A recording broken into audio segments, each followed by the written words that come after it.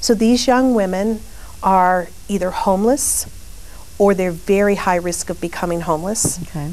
13 to 24, and they are pregnant and or parenting a child. Mm-hmm. And they have experienced some of life's traumas Mm-hmm. that most of us cannot even imagine. Mm-hmm. What are some of those? And we're not disclosing any individuals, Right. and we're certainly Exactly. being confidential and sensitive, but just sort of generally speaking, what are some of those traumas, and then how these young women actually come to you? 80% of our participants report having experienced physical or sexual abuse. I would tend to believe that that's a low number. There have been times that number has been reported as high as 98%. And of course, not everyone will share that confidential information in the beginning. It comes later. So just that physical and sexual abuse, we have moms who are parenting children that are the result of rapes. We have moms who have been put out by a family member. We have moms who live in communities that are constantly in violence. It is not an unusual dinner table conversation about who was murdered yesterday. They tell me stories about pushing their strollers down the street in daylight and having a bullet fly in front of their baby. They're trying to feed their children. 60% of them 80% of them have dropped out of school, so they don't have high school educations. 40% of them read at a 4th grade level. Wow. They have so many obstacles against them, yet they are strong and they are optimistic and they are so resilient. They are amazing. Wow. Where do you think that comes from? You know, I say that this is one of the things I enjoy most about working with youth, because people frankly think you're crazy if you want to work with teenagers. Young people. I Yes, love young people. yes. But I call it the optimism of youth. There is that part that was in all of us when we were young that was very idealistic, and we would get on our Hopeful. soapboxes and we believed anything was possible and we could change the world. Well, they have that because they are young, and they haven't, while they've experienced so much, they have not experienced all of the disappointments that will come in their life that will cause them to be more cautious. They also want a better life for their children than they've had themselves. That is their motivator. And when we say to them, what does that look like? They have no idea. They just know that they don't want their children to grow up the way they did. Yes, yeah. Well, they don't have that ability really to sort of project forward. They're more kind of living in the moment and experiencing the moment and thinking about how they're going to get that formula tomorrow, or that diaper, or you know, the money to pay that bill kind of thing. And so so that, I guess that gives new moms something to work with, this optimism that you're saying that these youth have. You said that you've been kind of on and off with this organization since 1997.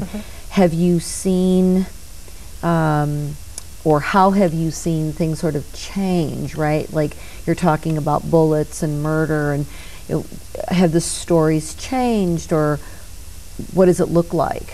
The violence has intensified, and if you listen to the news any night, you hear that our youth are killing our youth. Kids are dying in the street almost every day. So the violence has intensified over the years.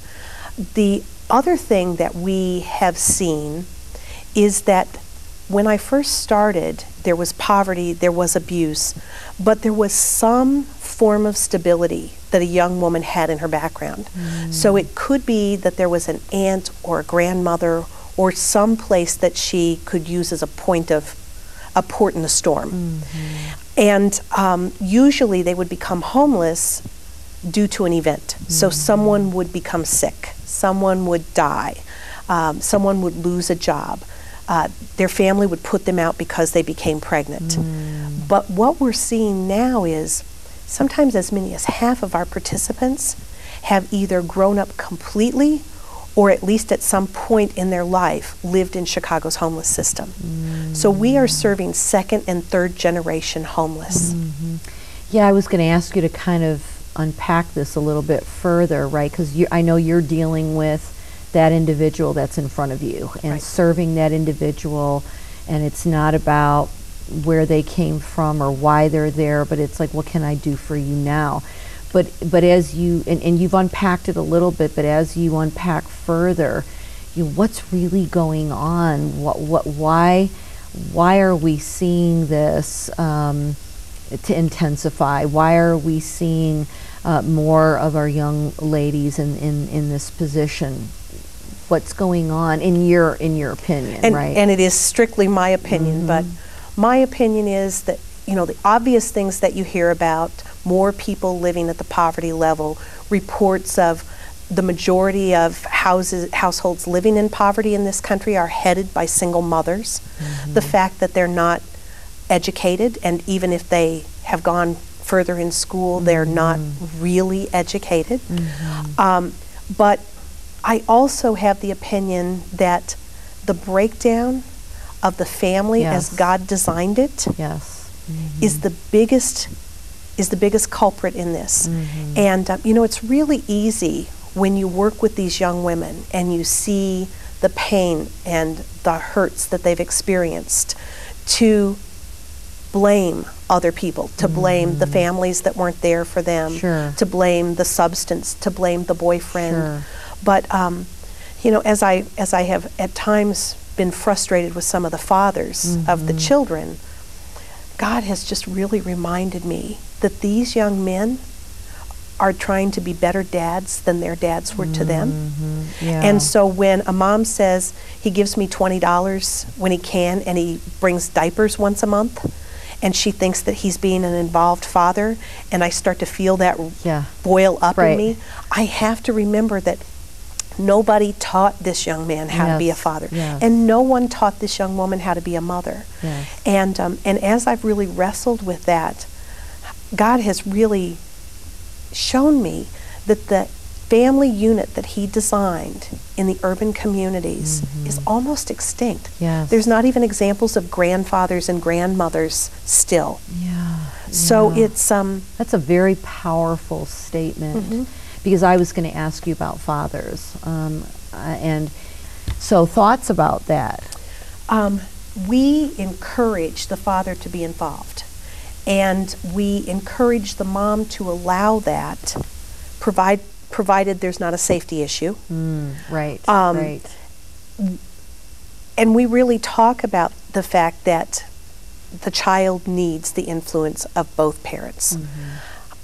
One of the things that's challenging for us is that we do not have programming or funding to design programming that would help us further engage the fathers. We have piloted this in the past.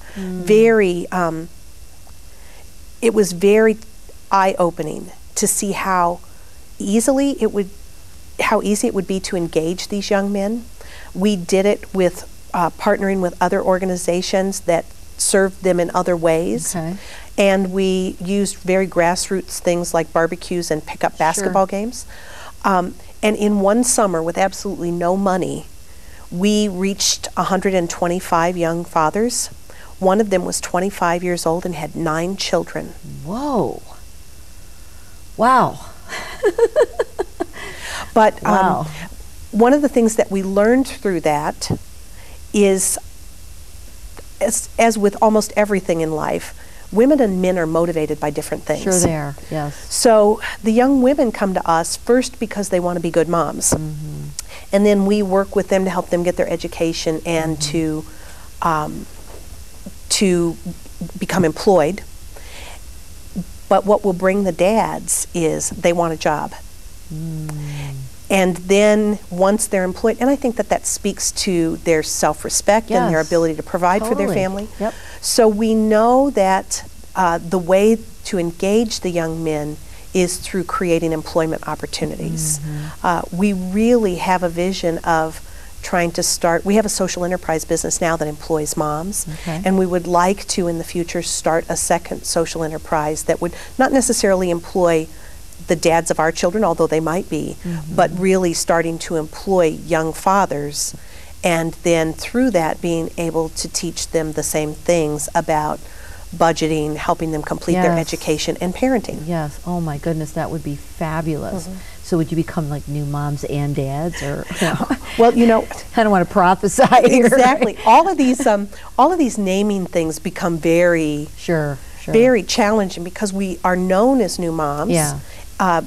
But when we piloted the program, it was a program under the umbrella of New Moms, and it was called DADS, the acronym standing for Dads Also Deserve Support. Wow.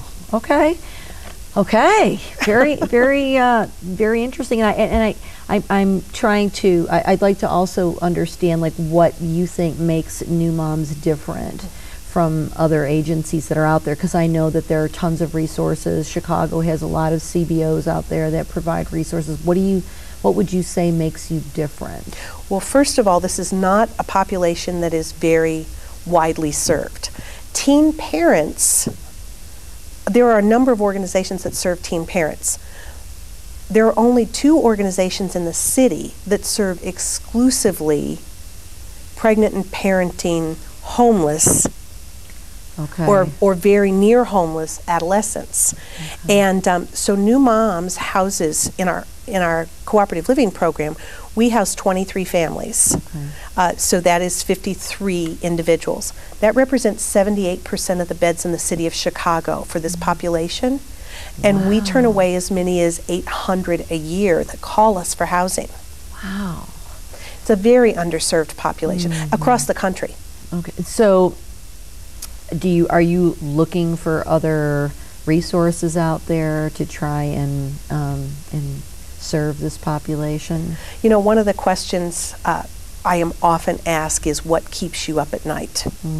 And so first I say, for the most part, I sleep pretty well because I know that this is bigger than I can handle. And this is God's ministry. I'm just along for the ride. But the thing that I struggle with the most in my work is having to turn away a young woman who has a child and not know where she's going. Wow. And also knowing how young women have to survive on the streets of Chicago if they don't have a place that's safe that they can call home. So yes, we are looking for opportunities to expand, to replicate, and in fact, in December, we broke ground on a new facility that will allow us to double our housing capacity. That's so we'll have 40 apartments. Great. We hope to be able to double our community outreach efforts from the 50 we serve now to 100. We'll have a licensed daycare center on site that the Salvation Army will be operating for us. That's awesome. And so we're very excited about that growth opportunity. Are they there for a term? What is the period of time? The program that we're operating right now is what's called transitional housing. So the participants who live with us are between the ages of 18 and 24, have up to 2 children, and can stay for up to 24 months. I really would like to be able to continue that program once we move, but the new facility that we're building will be what's called permanent supportive housing. These are all technical terms in the housing system. Permanent supportive housing will not have a defined 24-month time, which is actually good, because if we get someone at 18 and she has a child with some problems or she hasn't finished high school, maybe she needs longer. We still will be working towards the goal of within a couple of years them transitioning to their own independent living, but they'll have their own apartment and a lease with us and can stay longer in the new facility. I want to talk about the products that are on the table. And then I do want to talk about like the varied services that New Moms offers. And I know that you've already shared some of those with the housing piece and the job search. But talk about these products that are up here. There's a candle, and then I see the purse there, and this Dream Bean Mandarin Grapefruit Soy Candle. Yes. Wow, I want to eat this. But I don't think it's edible, but it sure sounds and it edible. Smells good too. Yeah, so tell us about this. Okay. Well, actually, this is Bright Endeavors. Bright Endeavors is our business. It is a green social enterprise, and what a social enterprise is a business that operates to make money and runs as a business.